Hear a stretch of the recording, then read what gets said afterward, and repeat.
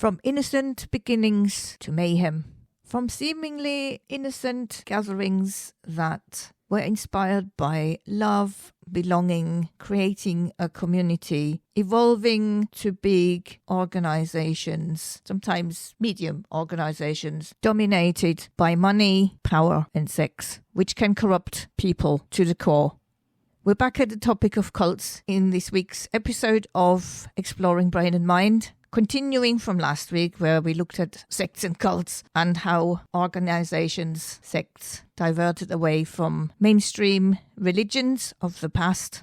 And we follow on from that this week by trying to understand cults, what attracts people to them, how they can evolve from seemingly innocent gatherings into said places of mayhem, abuse, death, and how people could maybe spot what could be a cult. I am aiming to give a brain, mind and psychological perspective, and this as well as some warning to all people out there who are vulnerable, who are at a time of life when they are looking for something, someone, for meaning, who are just in a very, very wobbly mental state that could get them drawn into some of these organizations. Sometimes you have to call them organizations because some of those cults really are big organizations. And I am adding a trigger warning as well, because if you are listening and you have been a member of any of the cults out there, you might find it difficult to listen to this episode. So listen with caution, switch it off if it's too much, and be aware of that there might be things mentioned that could trigger something in you that might cause flashbacks, PTSD, or the likes, any other trauma. Cults are complex social groups that exert significant control over their members, often leading to detrimental outcomes. From a psychological and neurobiological standpoint, that power lies in exploiting fundamental human needs and vulnerabilities while systematically manipulating cognitive processes. What attracts people to join cults? People are often drawn to cults during times of vulnerability or transition, when they are seeking answers, belonging, or purpose or meaning.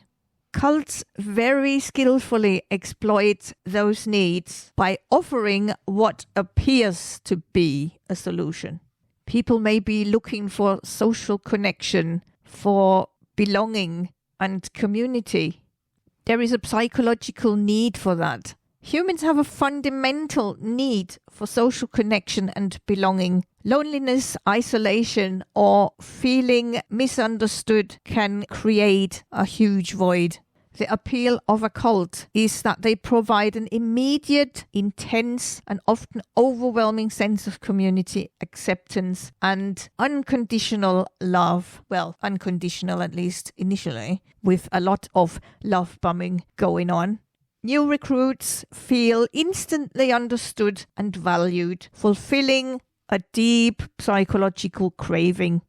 What effect does that have on the brain? It triggers the brain's reward system, the dopamine pathway. And that happens when the new person associates the group with positive emotional states. And the release of oxytocin, which is a bonding hormone, further reinforces feelings of attachment and trust within the group.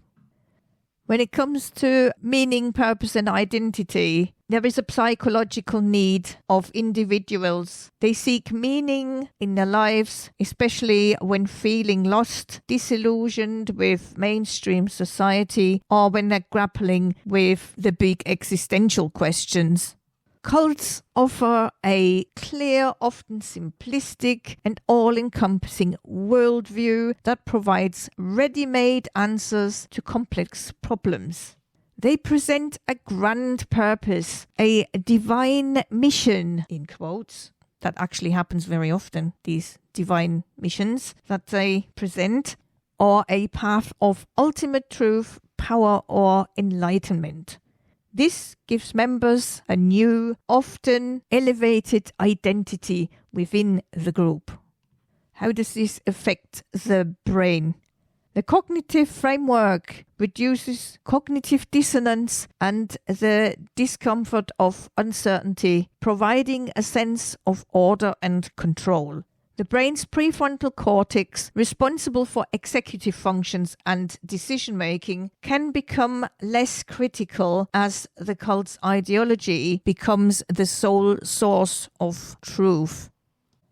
When people experience stress, trauma, and are in a vulnerable state, and when they have experienced significant stress, grief, loss, abuse, or other forms of trauma, they may be highly susceptible.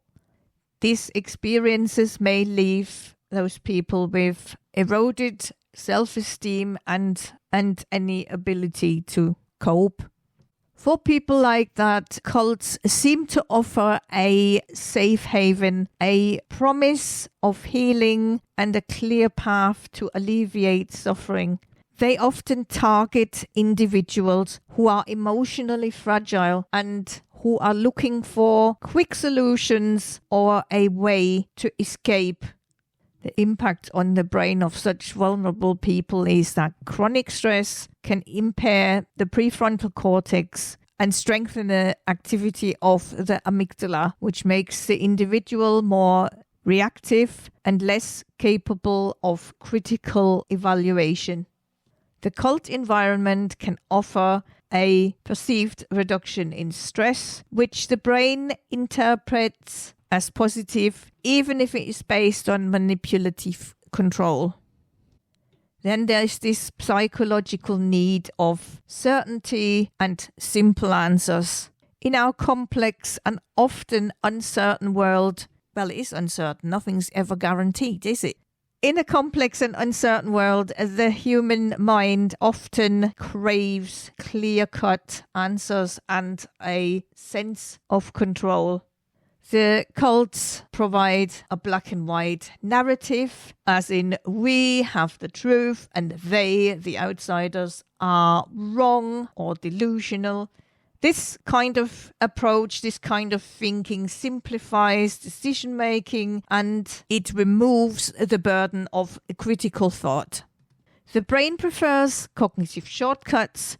When confronted with overwhelming information or uncertainty, it's easier to accept a rigid ideology rather than to engage in complex, effortful, critical thinking. And this can lead to a reduction in the activation of brain regions that are associated with doubt and skepticism.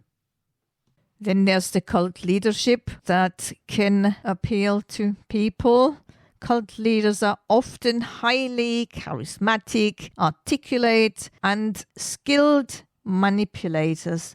They often project an aura of omniscience, wisdom, or divine connection. Individuals who join may project their unmet needs onto the leader, viewing him as a benevolent parent figure they might not have had, or a spiritual guide, or a savior. And the effect that does have on the brain is that the leader's charisma can activate the brain's reward circuits, creating a strong emotional bond and fostering unquestioning loyalty. The phenomenon of transference, when past relational patterns are projected onto the leader, can also play a role. Quite a few things that I've mentioned there remind me of what I watched or what I heard from people who got sucked into cults, people who were looking for meaning. They were traveling somewhere and they were invited to groups just for a dinner, for example, and at the dinner some people spoke to them about the group and what's happening, what attracted them to the group, and it made sense to the new person that was invited. So The person then decided to join the group for some other activities. They get slowly drawn in, lot of love bombing, making them welcome, making them understood, making them loved, accepted. And that resonates strongly with them because they have some void in their life. Maybe some of them were lacking a stable home, or they experienced losses of any kind, broken relationships, things like that. But then what was not mentioned, there are also people that are born into cult environments, children that grow up within that environment that don't know anything different. They don't even have much of a chance to get other perspectives rather than the preached ideologies. They don't get introduced to critical thinking. They don't get introduced to a world outside.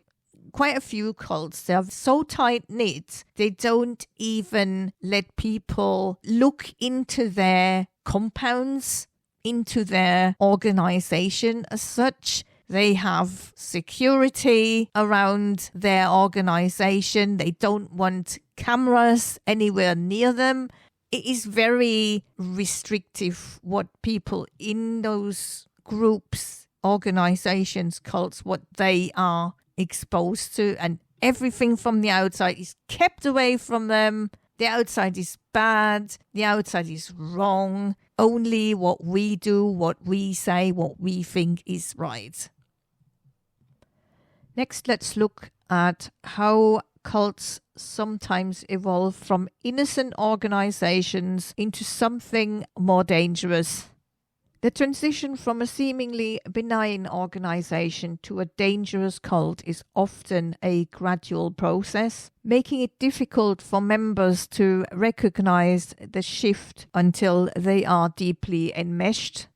One thing could be the emergence of a charismatic leader with absolute vision. The whole thing might start then initially as an organization having a shared ideal or a common goal, and then a charismatic individual might naturally rise to prominence. The dangerous escalation happens when the leader's vision becomes increasingly rigid and all-encompassing. They begin to see themselves as indispensable, divinely inspired, or possessing unique insights. They consolidate power and resist any challenges to their authority.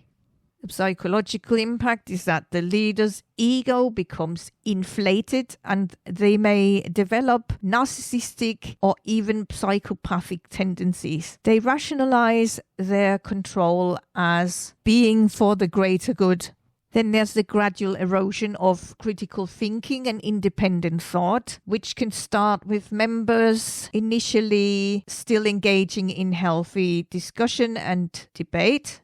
The dangerous escalation, however, happens then when over time independent thought is subtly discouraged before eventually being actively suppressed. Questioning the leader or the group's dogma is met with disapproval, with shaming, or even with punishment. And that punishment can also be physical punishment, not just on the psychological or mental side. Groupthink becomes prevalent. The psychological impact of all this is when members learn to self-censor and conform to avoid negative consequences, and cognitive dissonance is resolved by adapting the group's beliefs rather than questioning them.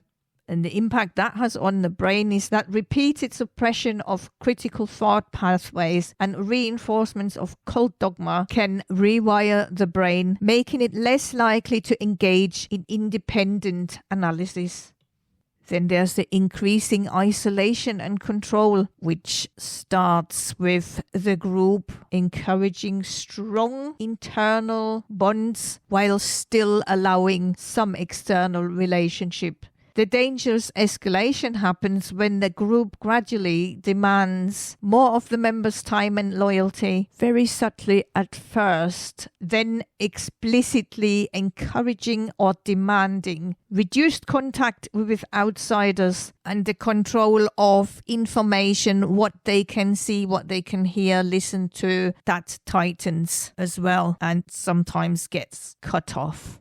The psychological impact is that members become increasingly dependent on the group for all needs, social, emotional, even financial, and that will make it harder for the members to ever leave. And the brain, it adapts to the new social environment. The group becomes the primary source of reward and validation, further reinforcing allegiance and making the thought of leaving feel like a profound loss.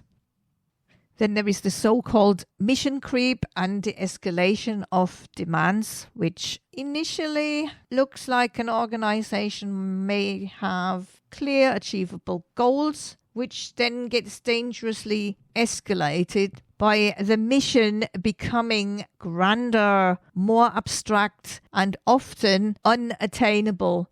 For example, when a mission might be saving the world or achieving perfect enlightenment.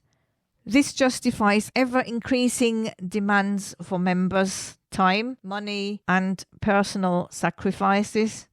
The psychological impact on members is that they are constantly striving for an elusive goal, preventing them from ever feeling good enough and keeping them perpetually engaged in the group's activities. And then there is the rationalization of harm and justification of means. Initially, ethical behavior and well-being are prioritized. The dangerous escalation happens as the group becomes more insular and committed to the truth. Any actions, no matter how harmful to individuals or outsiders, are justified if they serve the group's ultimate goal. This can include emotional abuse, financial exploitation, physical harm, or even violence. Psychological impact is that moral disengagement occurs where members rationalize unethical behavior by dehumanizing outsiders, attributing blame externally, or appealing to a higher moral imperative dictated by the leader. And the impact on the brain is that the us versus them mentality intensified, which leads to a deactivation of empathy towards outsiders and a heightened sense of righteousness within the group. And I've got a few examples of places that started out as innocent gatherings and places of community, but which turned into some seriously disturbing cults. The first is the Branch Davidians. You might have heard of those. If I say Waco, you probably know it even more.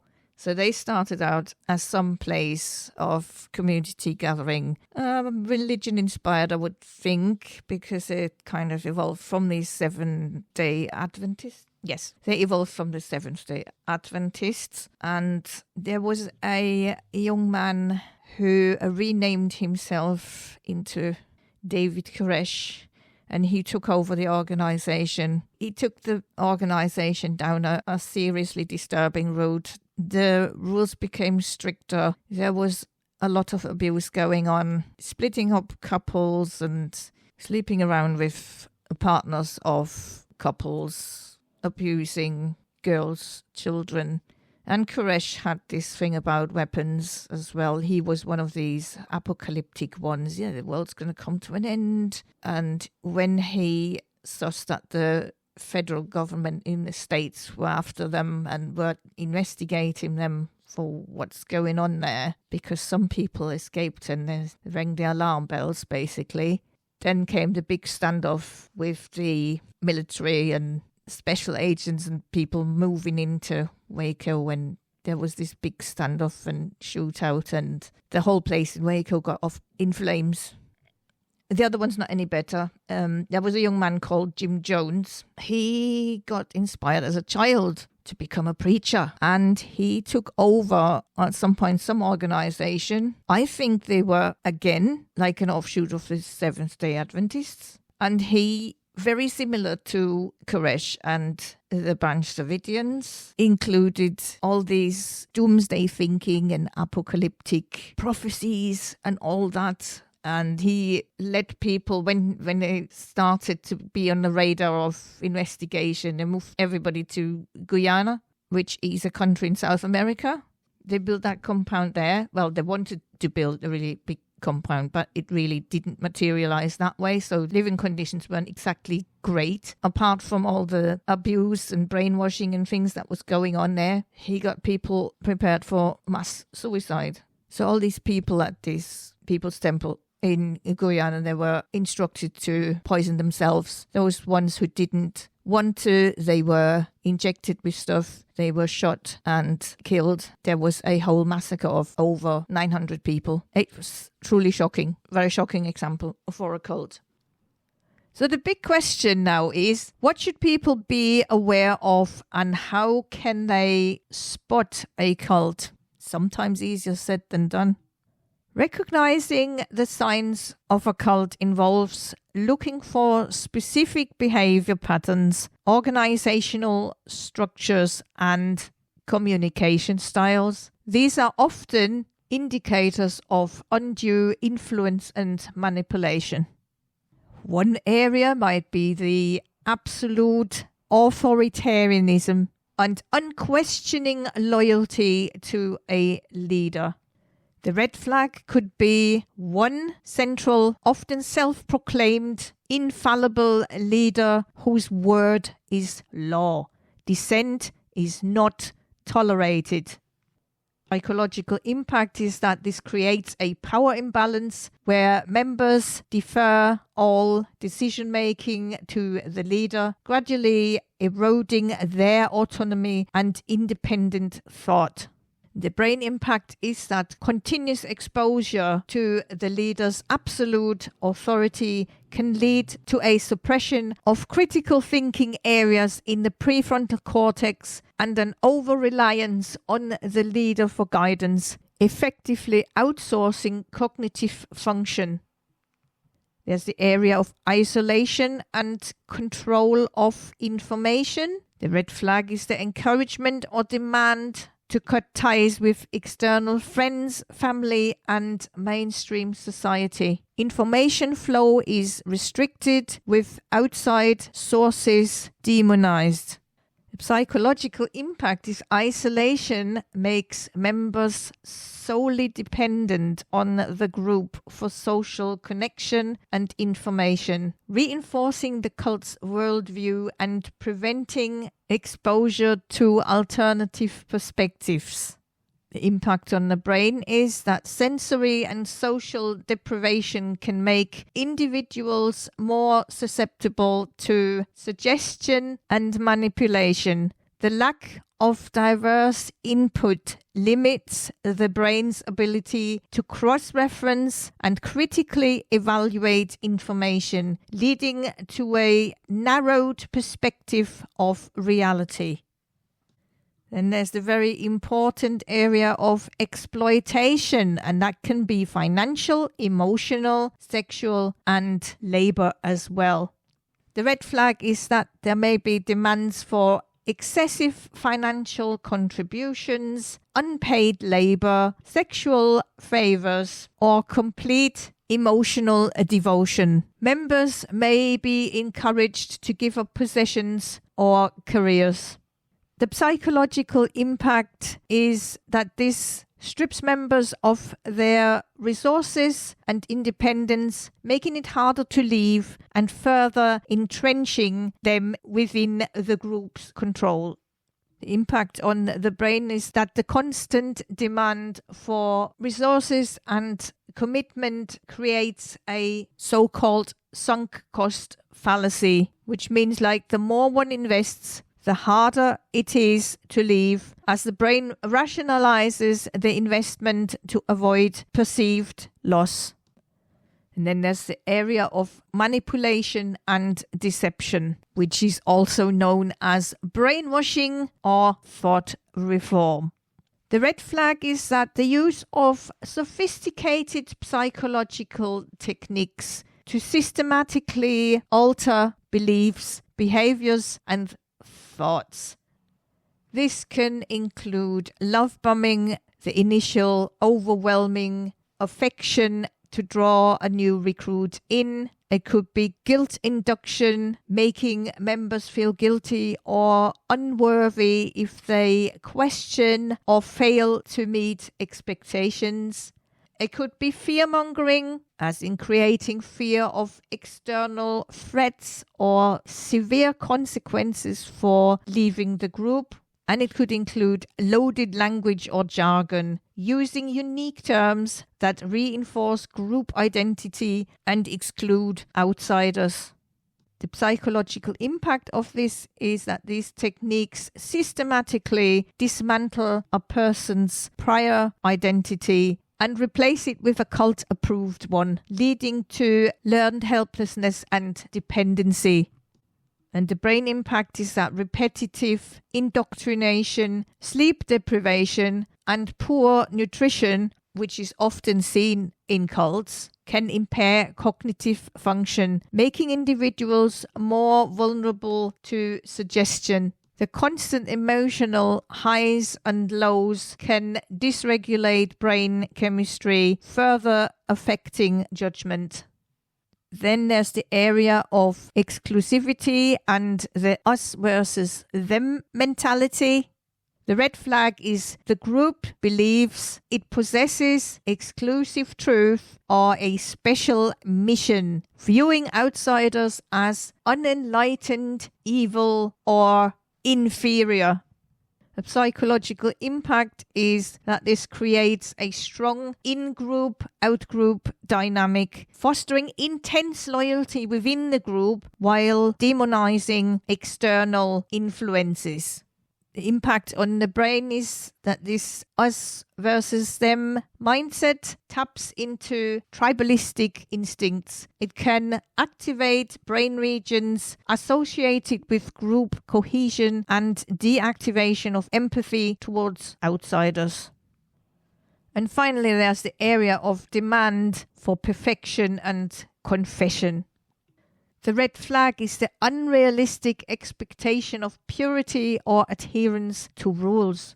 Public confession of sins or doubts are encouraged or demanded, very often used as a form of social control. Psychological impact is that this creates a perpetual state of guilt and inadequacy, making members strive harder for acceptance and fearing punishments. The impact on the brain is that the constant self-monitoring and the fear of judgment and punishment can lead to chronic stress, impacting the prefrontal cortex's ability to think clearly and independently.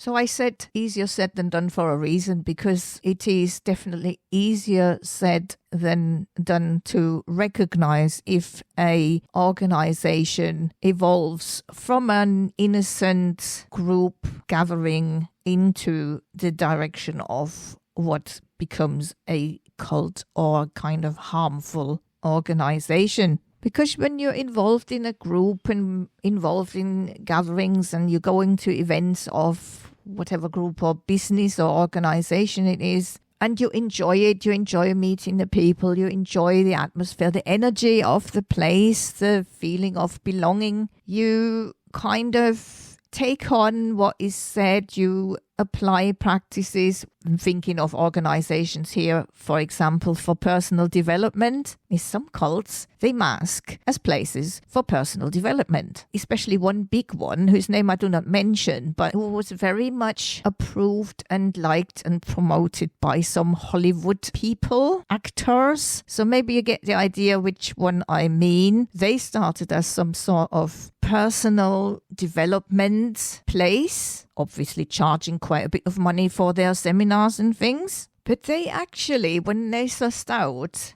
that they had to pay a lot of tax and they didn't want to pay all that tax and things, they decided to morph into a church from a more like personal development organization. Back to the scenario of being involved in some group or personal development place. Generally, it's all good energy, getting people to help with mindset and things like that. But when you then have someone emerging who's really taking over, who's trying to dictate rules and what you can and can't do, what you can and can't say, what you can and can't listen to, that's where the red flags really should start to pop up. That's where the red warning lights should get switched on in your brain to kick off the critical thinking and wondering, hang on, what is happening here? This place is changing. Maybe it's time to move away. Maybe it's time to step away. The time to watch out is when one person is really trying to take over the whole control and dictate everything and manipulate people's minds, and when it's no longer allowed to think critically, to voice your own opinion, things like that. So that's the definite warning signs. And I know I've given just a few examples of cults or some of the notorious ones, but there is much more going on out there, especially in the crazy world we're in at the moment. Over digitalization, overload of information, people get kind of dispersed and divided, disconnected from each other. And that's when people more and more look for belonging, look for community, look for a place where they can feel safe. And that concludes today's episode of Exploring Brain and Mind. I'll give you a little hint that I will stick with the topic of mind manipulation for a few more episodes, because I think it is very important to make people aware that this is not only going on in cults or any religions or organizations like that. It is going on in the public sphere, and it is important to watch out for the red flags and to get people into learning, acquiring critical thinking skills, which are essential nowadays. If you enjoyed the episode, share it with others, and please download, follow, subscribe to Exploring Brain and Mind podcast on Spotify, on Apple, on Amazon Music and YouTube. And I hope you tune in again soon.